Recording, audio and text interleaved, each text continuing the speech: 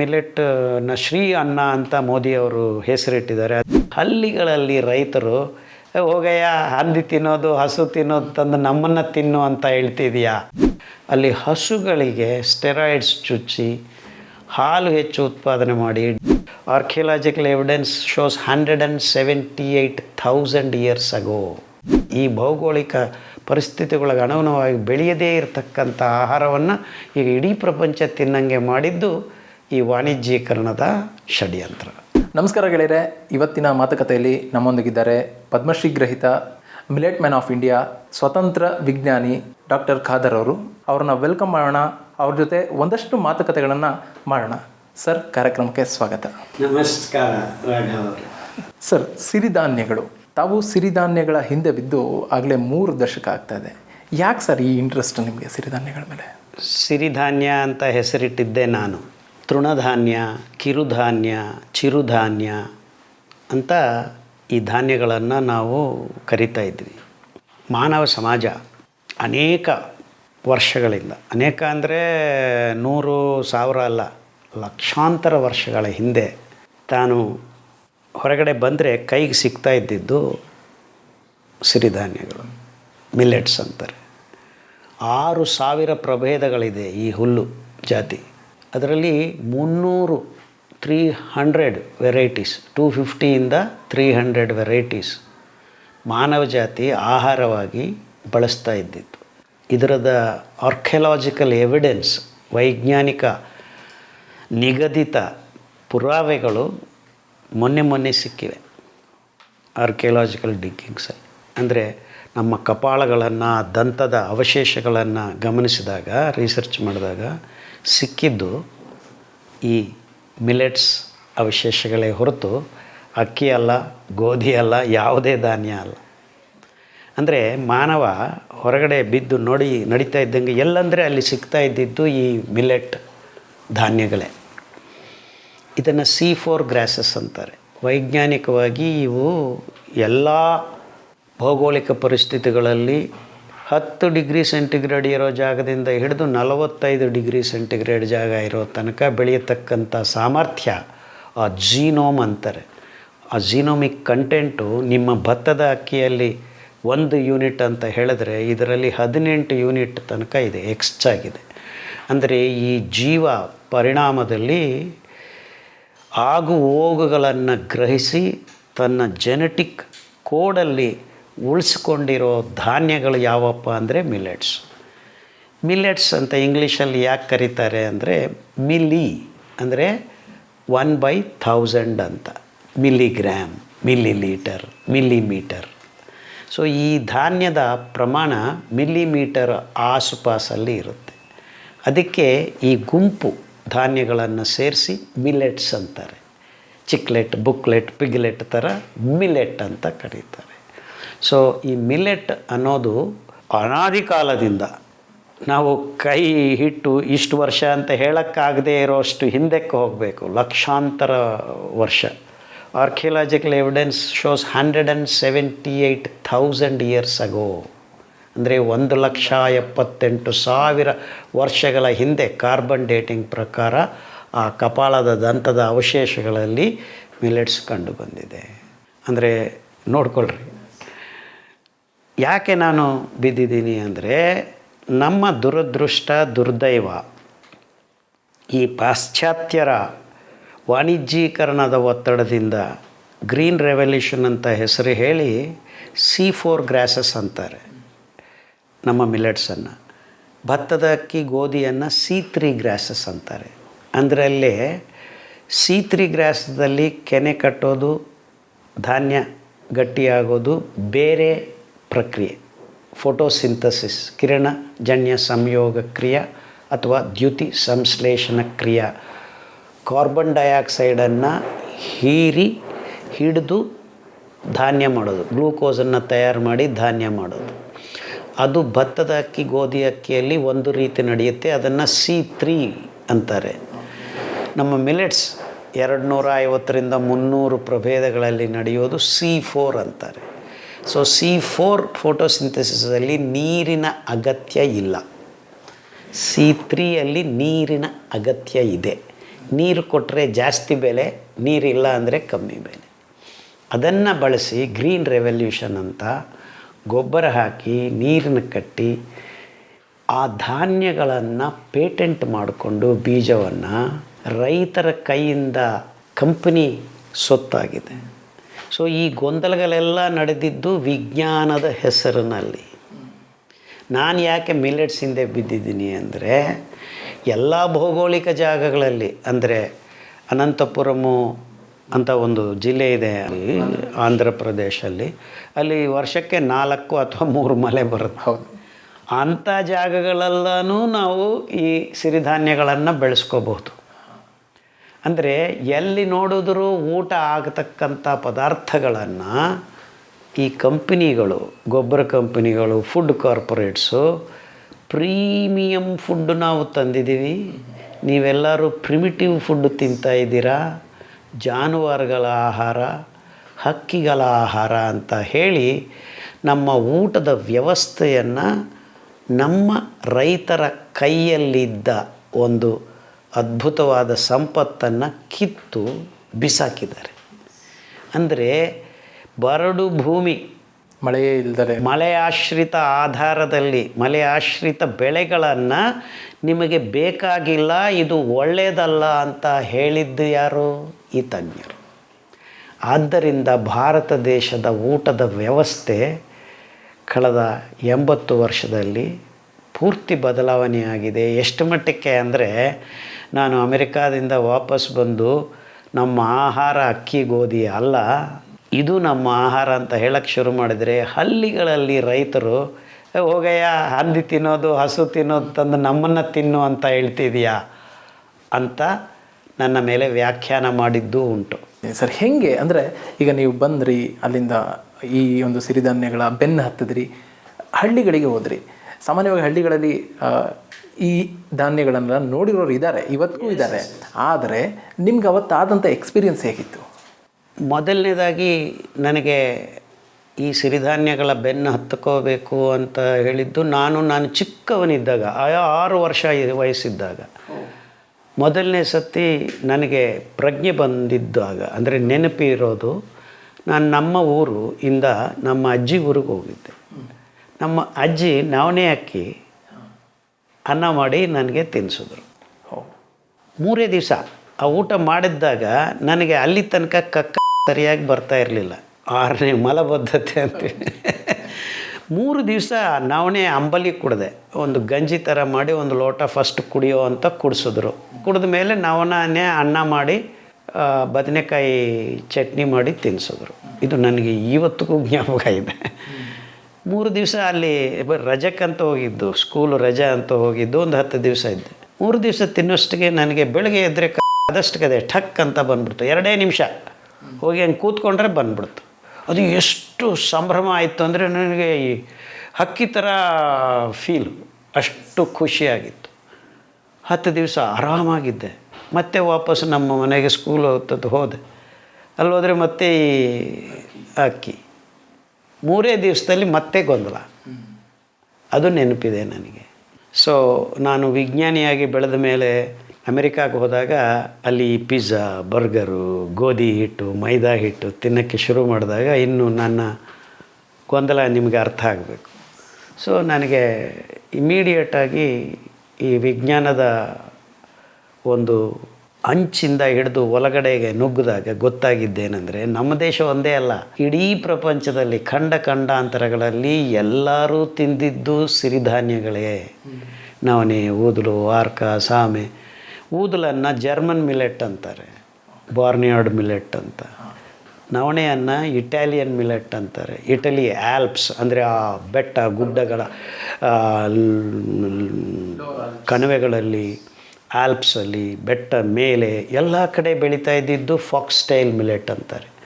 Foxtail millet ಅಂತ ಯಾಕೆ ಹೇಳ್ತಾರೆ ಅಂದರೆ, ನರಿ ಬಾಲದ ಥರ ಅದರದ ತೆನೆ ಕೆಣೆ ಸಿಗುತ್ತೆ ನಿಮಗೆ. ಸೊ ಇದು ಪ್ರಪಂಚದ ಆಹಾರವಾಗಿತ್ತು.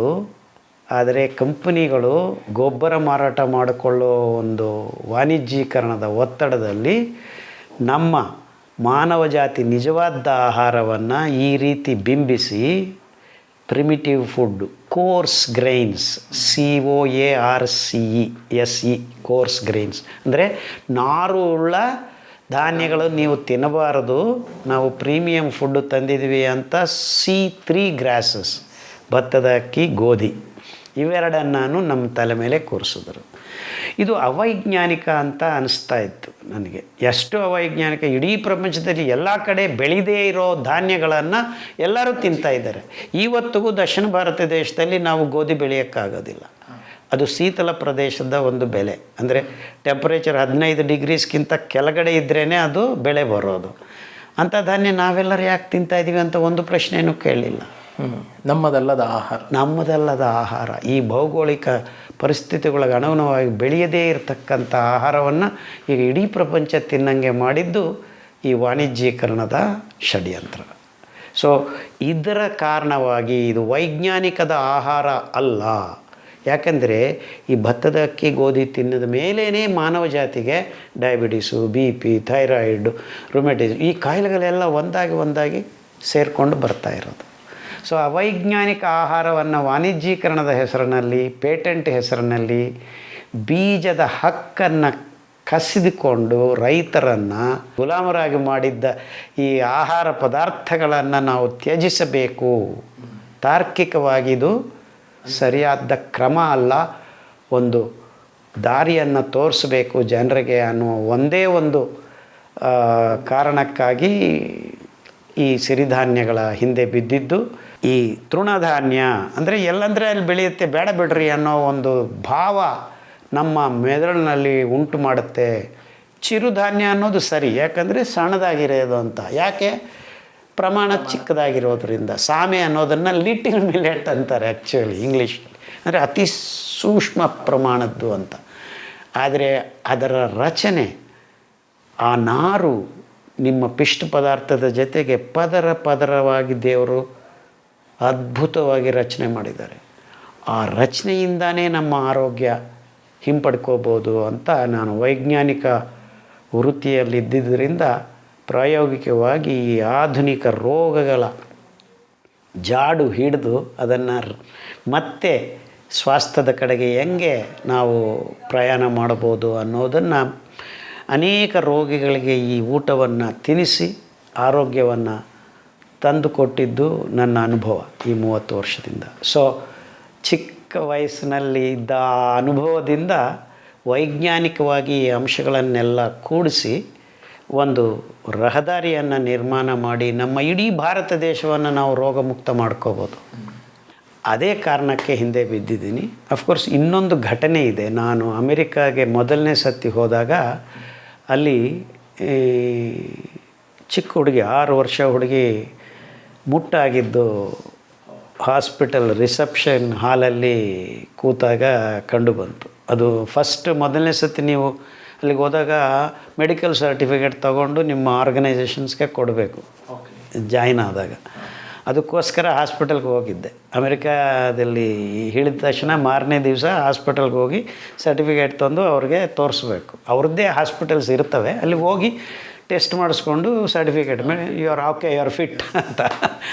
ಆ ಮೊದಲನೇ ದಿವಸನೇ ನನಗೆ ಅಮೆರಿಕಾದಲ್ಲಿ 1986 or 7, ಆಲ್ಮೋಸ್ಟ್ 40 ಇಯರ್ಸ್ ಹಿಂದೆ ಅನುಭವ. 6ನೇ ವರ್ಷ ಹುಡುಗಿ ಮುಟ್ಟಾಗಿದೆ ಅಂತ ಅಲ್ಲಿ ಬಂದಿದ್ದಾರೆ, ಮುಟ್ಟು ನಿಲ್ತಾ ಇಲ್ಲ ಅಂತ. ನಾನು ಬಂದ ದೇಶದಲ್ಲಿ 14-15 ವರ್ಷಕ್ಕೆ ಮುಟ್ಟಾಗ್ತಾ ಇತ್ತಿದ್ದು ಈಗ 6 ವರ್ಷ ಅಂತ ಇದ್ದಾರೆ. ಏನು ತಪ್ಪು ಮಾಡ್ತಾ ಇದ್ದಾರೆ ಅಂತ ಡಾಕ್ಟ್ರನ್ನ ಕೇಳಿದರೆ he just said that's what is happening. ನಾರ್ಮಲಾಗಿ ಎಲ್ಲರೂ 9-10 ವರ್ಷಕ್ಕೆ ಮುಟ್ಟಾಗ್ತಾರೆ ಇಲ್ಲಿ ಅಂತ ಹೇಳಿದ್ರು. ಅದೆಂಥದ್ದು ನಮ್ಮ ದೇಶದಲ್ಲಿ 14-15, ಇಲ್ಲಿ 9-10 ಜನರಲಾಗಿ. ಆ್ಯಂಡ್ ಈ ಹುಡುಗಿ ನೋಡಿದರೆ 6 ವರ್ಷಕ್ಕೆ ಆಗಿದೆ. ಈ ಗೊಂದಲ ಪರಿಹರಿಸ್ಕೋಬೇಕಂದ್ರೆ ಸ್ವಲ್ಪ ರಿಸರ್ಚು ವೈಜ್ಞಾನಿಕವಾಗಿ ಏನಾಗಿದೆ ಅಂತ ಕಳ್ಕೊಂಡ್ರೆ, ಅಲ್ಲಿ ಹಸುಗಳಿಗೆ ಸ್ಟೆರಾಯ್ಡ್ಸ್ ಚುಚ್ಚಿ ಹಾಲು ಹೆಚ್ಚು ಉತ್ಪಾದನೆ ಮಾಡಿ ಡೈರಿ ಅಂತ ಶುರು ಮಾಡಿದ್ದು. ಮಕ್ಕಳಿಗೆ ಈ ತಾಯಂದರು ಹಾಲು ಕುಡಿಸದೆ ನರ್ಸರಿಗಳಲ್ಲಿ ಬಿಟ್ಟು ಈ ಕೃತಕ ಬಾಟಲ್ ಹಾಲನ್ನು ಕೊಡೋದು ಅಲ್ಲಿ ಅಭ್ಯಾಸ ಮಾಡಿಕೊಂಡಿದ್ದಾರೆ 1985 ಅದು ಹಾರ್ಮೋನ್ ಇಂಬ್ಯಾಲೆನ್ಸಿಂದ ಆ ಎಸ್ಟ್ರೋಜನ್ ಪ್ರೊಜೆಸ್ಟ್ರೋನ್ ಬ್ಯಾಲೆನ್ಸು ಹೆಣ್ಮಕ್ಳಲ್ಲಿ ತಪ್ಪಿ ಈ ಜನನಾಂಗದ ಉತ್ತೇಜನ ಜಾಸ್ತಿಯಾಗಿ ಆ ಗೊಂದಲ ಶುರು ಆಗ್ತಾ ಇದೆ ಅಂತ ನನಗೆ ಅರ್ಥ ಆಯಿತು. ಅಂದರೆ ಈ ಕೃತಕ ಆಹಾರ, ಅರೆರೆ ಇದೇ ಗೊಂದಲ ನಮ್ಮ ಅಕ್ಕಿ ಗೋಧಿಯಲ್ಲಿ ಆಗ್ತಾಯಿದೆ. ಗೊಬ್ಬರ ಹಾಕ್ತಾಯಿದ್ದಾರೆ, ಪೆಸ್ಟಿಸೈಡ್ಸ್ ಹಾಕ್ತಾಯಿದ್ದಾರೆ, ಹೆಚ್ಚು ಉತ್ಪಾದನೆ ಮಾಡ್ತಾರೆ. ಅಂದರೆ ಇದು ನಿಜವಾದ ಆಹಾರ ಅಲ್ಲ ಅಂತ ಅಲ್ಲಿ ನನಗೆ 1987 ಗೊತ್ತಾಗೋಯ್ತು. ಸೊ ಇಡೀ ಪ್ರಪಂಚದ ಆಹಾರ ವ್ಯವಸ್ಥೆ ಹೆಂಗೆ ಬದಲಾವಣೆ ಆಗಿದೆ ಅಂತ ಚರಿತ್ರೆಯನ್ನು ಕೆಳಕಕ್ಕೆ ಶುರು ಮಾಡಿದೆ. ಸೊ 87 ಬೀಜ ಬಿತ್ತು. ಬಟ್ ಅಪ್ ಟು 10 ಇಯರ್ಸ್ ಇದನ್ನು ಸ್ಟಡಿ ಮಾಡಿ 97 ಪೂರ್ತಿ ಆ ಗೊಂದಲಗಳನ್ನು ಬಿಡಿಸ್ಕೊಂಡು ನಾನು ಮನೆಗೆ ಬಂದು, ಅಂದರೆ ಮೈಸೂರಿಗೆ ಬಂದು, ನಾನು ಮೈಸೂರಲ್ಲೇ ಓದಿದ್ದು, ರೀಜ್ನಲ್ ಕಾಲೇಜ್ ಅಂತ. ಸೊ ನಾನು ಹುಟ್ಟಿದ್ದು ಆಂಧ್ರದಲ್ಲಾದರೂ ನನ್ನ ಪ್ರಜ್ಞಾಪೂರ್ವಕ ಜೀವನ ಎಲ್ಲ ಕರ್ನಾಟಕದಲ್ಲಿ. ಮೈಸೂರು, ಬೆಂಗಳೂರಲ್ಲಿ PhD ಮಾಡಿದ್ದು IASಯಲ್ಲಿ. ಅಲ್ಲಿ ನನ್ನ ಅದೃಷ್ಟಕ್ಕೆ ನಮ್ಮ ಮನೆಯವರು ಉಷಾ ಅವರು ಸಿಕ್ಕಿದ್ರು. ನಾನು ಹುಟ್ಟಿದ್ದು ಮುಸ್ಲಿಂ ಜಾತಿ ಅಂತ. ಬಟ್ ನಾನು ಮಾಂಸ ತಿನ್ನಬಾರ್ದು ಅಂತ ಚಿಕ್ಕವನಿದ್ದಾಗಲೇ ಬದಲಾವಣೆ ಆಗಿದ್ದು. ಸೊ ನನ್ನ ಜೀವನ ಎಲ್ಲ ನಮ್ಮ ಭಾರತ ದೇಶದ ಸನಾತನ ಪಾರಂಪರಿಕ ವಿಷಯಗಳ ಬಗ್ಗೆ ಅತಿ ಹೆಚ್ಚು ಪ್ರೀತಿ. ಸೊ ಇದನ್ನೆಲ್ಲ ಮತ್ತು ನಾನು because I am A scientist, so ಇದನ್ನೆಲ್ಲ ವೈಜ್ಞಾನಿಕವಾಗಿ ಮತ್ತೆ ಮರು ಸಂದರ್ಶನ ಮಾಡಿ, ನಿರೂಪಣೆ ಮಾಡಿ ಜನರಿಗೆ ತಲುಪಿಸ್ಬೇಕು ಅನ್ನೋ ಒಂದು ಹಠ ಅಂತ ಹೇಳ್ಬೋದು. ಏನಾದರೂ ಪದಗಳು ಬರೆಸ್ಬೋದು ನೀವು, ಡಸಂಟ್ ಮ್ಯಾಟರ್. ಬಟ್ ಅದೇ ಜೀವನ ಆಗೋಗಿದೆ ನನಗೆ. ಯಾಕೆಂದರೆ ಇದೆಲ್ಲ ಮೋಸ ಆಗಿದೆ ಈ ವಾಣಿಜ್ಯೀಕರಣದ ಒತ್ತಡಗಳಿಂದ. ಈ ಫುಡ್ ಕಾರ್ಪೊರೇಟ್ ಕಲ್ಚರ್, ಎಲ್ಲರೂ ಒಂದೇ ತಿನ್ನಬೇಕು ಅನ್ನೋ ಒಂದು ವ್ಯವಸ್ಥೆಯನ್ನು ನಿರ್ಮಾಣ ಮಾಡ್ತಾಯಿದ್ದೀವಿ. ಈಗ ನೋಡಿರಿ, ಎಲ್ಲೋ ಪಿಜ್ಜಾ, ಎಲ್ಲೋ ಬರ್ಗರು ಚಾಮರಾಜನಗರದಲ್ಲಿ ಬೀದಿಯಲ್ಲಿ ಮಾರಾಟ. ಅಂದರೆ ನಾವು ಸೋತೋಗಿದ್ದೀವಿ. ನಮ್ಮ ಆಹಾರ ಪದ್ಧತಿಗಳನ್ನು, ಪದಾರ್ಥಗಳನ್ನು ಪೂರ್ತಿ ನಿರ್ನಾಮ ಮಾಡಿಕೊಂಡಿದ್ದೀವಿ. ನಮ್ಮ ಮಸ್ತಿಷ್ಕದಿಂದ ಹೊರೆ ಹಾಕಿದ್ದೀವಿ. ಅಂದರೆ ಎಲ್ಲೋ ಒಂದು ಕಡೆ ವೆಸ್ಟರ್ನ್ ಇದನ್ನು ಪಾಲಿಸಿದ್ರೆ ನಾವು ಗ್ರೇಟ್ ಅನ್ನೋ ಒಂದು ಭಾವನೆ. ಗ್ರೇಟ್ ಅಲ್ಲ, ಅದೇ ಜೀವನ ಅನ್ನೋ ಥರ ಈಗ ಎಲ್ಲರೂ ಮೆರಗ್ತಾ ಇದ್ದಾರೆ. I don't like it. ನಮ್ಮ ಭಾರತೀಯತೆ, ಸನಾತನ ಪಾರಂಪರಿಕ ಹಬ್ಬಗಳಲ್ಲಿ ಎಷ್ಟೊಂದು ವೈಜ್ಞಾನಿಕತೆ ಇದೆ. ನೀವು ಆ ಪ್ರಶ್ನೆ ಕೇಳಿದ್ದು ಕೇಳ್ತಾ ಇದ್ದೀನಿ. ಬಾಳೆ ಎಲೆಯಲ್ಲಿ ಊಟ ಮಾಡೋದಷ್ಟು ಅದ್ಭುತ ಇನ್ಯಾವುದೂ ಇಲ್ಲ. ಈಗ ನೋಡಿ, ಬಾಳೆ ಎಲೆ ಊಟ ಇಲ್ಲ, ಪ್ಲಾಸ್ಟಿಕ್ ಡಬ್ಬಗಳಲ್ಲಿ ತಿಂತಾಯಿದ್ದೀವಿ. ಆ ಬಾಳೆ ಎಲೆದಲ್ಲಿದ್ದ ಆ ಎಲೆ ಸೊಪ್ಪು, ಆ ಕ್ಲೋರೋಫಿಲ್ಲು ಅದ್ಭುತವಾದದ್ದು. ಈಗ ನೀವು ಅದನ್ನು ಹಾಕಿದಾಗ ಬಿಸಿ ಅದು ಏನು ಹಾಕಿದ್ರು ಅದು ಕಪ್ಪಾಗಿದೆ ಅಂದರೆ ಅದನ್ನು ಇಮ್ಮಿಡಿಯೇಟಾಗಿ ತಿನ್ನಬಾರ್ದು ಅಂತ ಬಿಸಿ ಎಲೆ ಹೇಳುತ್ತೇನೆ. ಅಂದರೆ ಅಷ್ಟು ವೈಜ್ಞಾನಿಕತೆಯನ್ನು ಮುಂದುವರಿಸ್ಕೊಂಡು ಬಂದಿದ್ದ ನಮ್ಮ ಪದ್ಧತಿಗಳನ್ನು ನಾವು ಬೇಕಾಬಿಟ್ಟು ಬಿಸಾಕಿದೆ. That's something unscientific. ಅದಕ್ಕೆ ನಾನೀಗ 30 ವರ್ಷದಿಂದ ನಮ್ಮ ಪಾರಂಪರಿಕ ಪದ್ಧತಿಗಳಲ್ಲಿದ್ದ ವೈಜ್ಞಾನಿಕತೆ ಏನು, ಅದರಲ್ಲಿ ಇನ್ನೊಂದು ಮುಖ್ಯವಾದ ಅಂಶ, ನಾವು ಮಣ್ಣಿನ ಮಡಿಕೆಯಲ್ಲಿ ಅಡುಗೆ ಮಾಡೋದು. ಇವತ್ತಿಗೂ ಆ ಪರಂಪರೆ ಪೂರಿ ಜಗನ್ನಾಥ ದೇವಸ್ಥಾನದಲ್ಲಿ ಪ್ರಸಾದ ಮಾಡೋದರಲ್ಲಿ ಕಂಡು ಬರ್ಬೋದು. ಬಟ್ ಮೋಸ ಏನಂದರೆ ಅಲ್ಲೂ ಭತ್ತದಾಕಿ ಗೋಧಿ ಬಳಸ್ತಾ ಇದ್ದಾರೆ. ಅದನ್ನು ಬದಲಾವಣೆ ಮಾಡ್ಕೋಬೇಕು. ಸರ್, ತಾವು ರೈತರ ಹತ್ರ ಹೋದ್ರಿ, ಯಾರು ರೀತಿ ತಿಂತಾರೆ ಅಂತ ಹೇಳಿ ನಿಮ್ಮನ್ನು? ಸರ್, ನಾವು ತುಂಬ ಟ್ರೆಡಿಷನಲ್ ಟ್ರೈಬಲ್ ಏರಿಯಾಸಿಗೆ ಹೋಗಿ, ಈಗ ನಮ್ಮ ಬಿಳಿಗಿನ ರಂಗ ಬೆಟ್ಟ ಇದೆ, ಸೋಲಿಗರು, ಈ ಮರಗೆಣಸನ್ನು ಮುಖ್ಯ ಆಹಾರವಾಗಿ ತಿಂತಾ ಇದ್ದ ಜನರ ಹತ್ರನೂ ಹೋದೆ. ಅವರು ಸಾಮೆ ಅಕ್ಕಿ ಬೆಳೆಸಿ ತಿಂತಾಯಿದ್ರು. ಕೊರ್ಲೆ ಅಕ್ಕಿ 60 ದಿವಸದಲ್ಲಿ ಅದು ಬೆಳೆ ಬರುತ್ತೆ. ಸೊ ಕೊರ್ಲೆ ಅಕ್ಕಿ ಅವರು ತಿರುಗಾಡೋರು, ಒಂದು ಕಡೆ ನಡೆಯೋದು, ಗುಟ್ಟೆಗಳು, ಈ ಒಂದು 30 ದಿವಸ ಎಲ್ಲಿರ್ತಾರೆ, ಇನ್ನೊಂದು ದಿವಸ ಅಲ್ಲಿರ್ತಾರತ್ತ. ಅಂಥವರು ಸರಳವಾಗಿ ಸಹಜವಾಗಿ ಬೆಳೆಸ್ಕೊಂಡು ತಿಂತಾ ಇದ್ದ ಧಾನ್ಯಗಳು ಕೊರ್ಲೆ ಅಕ್ಕಿ, ಸಾಮೆ ಅಕ್ಕಿ, ನವಣೆ ಅಕ್ಕಿ. ಸೊ ಇದು ನಮ್ಮ ಚರಿತ್ರೆ. ಅಲ್ಲೇ ಅಲ್ಲ, ಪಾವಗಡ, ಮಧುಗಿರಿ ಅಂತ ಬೆಟ್ಟ ಗುಡ್ಡಗಳಿಗೆ ಹೋದರೆ ಅಲ್ಲಿ ಸುವರ್ಣಗಡ್ಡೆ, ಚಾಮೆಗಡ್ಡೆ, ಅದರ ಜೊತೆಗೆ ಬೆಳೆಸ್ತಾ ಇರ್ತಕ್ಕಂಥ ಧಾನ್ಯಗಳು. ಈ ಅಷ್ಟ್ಯಾಕೆ ನಾವು ತುಮಕೂರು ಈ ಕಡೆ ಹೋದರೆ ತುಂಬ ಹಳ್ಳಿಗಳಲ್ಲಿ, ಗೋಪಾಲನಹಳ್ಳಿಯೆಲ್ಲ ಆರ್ಕ ಅಕ್ಕಿ ಬೆಳೆಸ್ತಾಯಿದ್ರು. ಈ ಥರದ್ದೆಲ್ಲ ತುಂಬ ಹಳ್ಳಿಗಳು, ಆಲ್ಮೋಸ್ಟ್ ನಾನು ಒಂದು 3-4 ಸಾವಿರ ಹಳ್ಳಿಗಳಿಗೆ ಕರ್ನಾಟಕದಲ್ಲಿ 1994 ಸುತ್ತಾಡಿದ್ದೀನಿ. ಅಲ್ಲಿ 100 ವರ್ಷ, 80 ವರ್ಷ, 90 ವರ್ಷ ಇದ್ದ ಮುದುಕರನ್ನು ಕೂತ್ಕೊಂಡು 2-3 ದಿವಸ ಅವ್ರ ಮನೆಯಲ್ಲಿದ್ದು ಮಾತಾಡಿ ಅವರಿಂದನೇ ಆ್ಯಕ್ಚುಲಿ ಕೊರಲೆ ಅಕ್ಕಿ ಬೀಜ ನಾನು ಮಧುಗುರಿ ಪಾವಗಡ ಮಡಕ್ಸಿರ ಅಂತ ಈಗ ಆಂಧ್ರ ಬಾರ್ಡ್ರಲ್ಲಿ ಅಲ್ಲಿ ಮತ್ತು ಸಿರಾ ನಮ್ಮ ತುಮಕೂರು ಹತ್ರ ಸಿರಾ ಆ ಹಳ್ಳಿಗಳಲ್ಲಿ ಕೊರಲೆ ಅಕ್ಕಿಯನ್ನು ಬೆಳೆಸ್ತಾ ಇದ್ದಾರೆ. ಅದು ಹಕ್ಕಿಗಳಿಗೆ ಹಾಕೋದು ಅಂತ ಪಾಪ ರೈತರನ್ನೆಲ್ಲ ನಂಬಿಸ್ಬಿಟ್ಟಿದ್ದಾರೆ. ಈ APMC ಯಾರ್ಡ್ಸಲ್ಲಿ ₹1 ₹2 ಕೊಟ್ಟು ಅವರು ಹಾಕೋರು. ಸೊ ಅವ್ರನ್ನೆಲ್ಲ ಡಿಫೋಕಸ್ ಮಾಡಿಸ್ಬಿಟ್ಟಿದ್ದಾರೆ. ಬಟ್ ಕೊರಲೆ ಅಕ್ಕಿಯಲ್ಲಿ 12.5% ನಾರು ಅಂಶ ಇದೆ. ಅದ್ಭುತವಾದ ಆಹಾರ, ಅತಿ ಹೆಚ್ಚು ನಾರಿನ ಅಂಶ.